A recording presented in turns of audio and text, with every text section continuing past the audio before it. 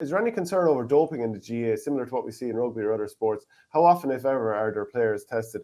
And I was just actually Googled an article there from Ian O'Riordan, and this is from December 2019. I couldn't find anything more recent just off the top of my head there. Less than 1 in 4 GAA players, i.e. 23%, have been tested for doping during their inter-county career, meaning over 3/4 of the playing population are going untested.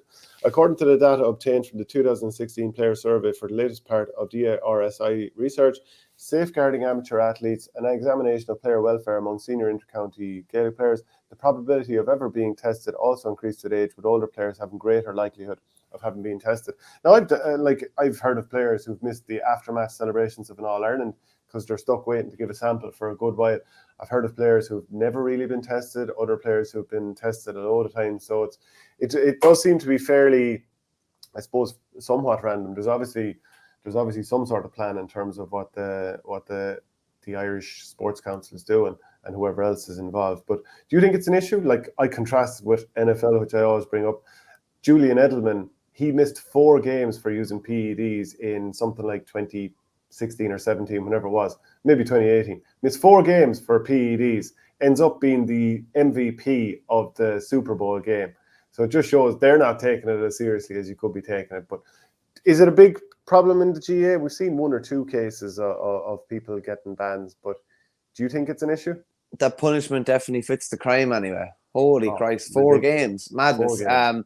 Do I think it's a problem? I don't think so, to be honest with you. Just back to the testing for a minute, I was never tested when it was in Offaly. I remember they came to Kinnity one night. I think 2 lads were kept back after, and after training, it's probably the last thing you want to do is go to the toilet because you're more dehydrated more than anything else, and it can take a while. And it has happened plenty of times with lads in the bowels of Croke Park, where they could be waiting hours after. I actually bursted into a test in Cusack Park this year. I was mad. I just really need to go to the toilet and was down behind the dressing rooms, and I bursted in, and there was 2 lads sitting there, and I was like, all right, better get out of here. So do I think it's an issue?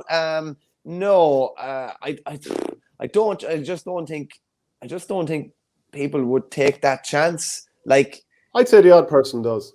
They might do. I'd say the odd person.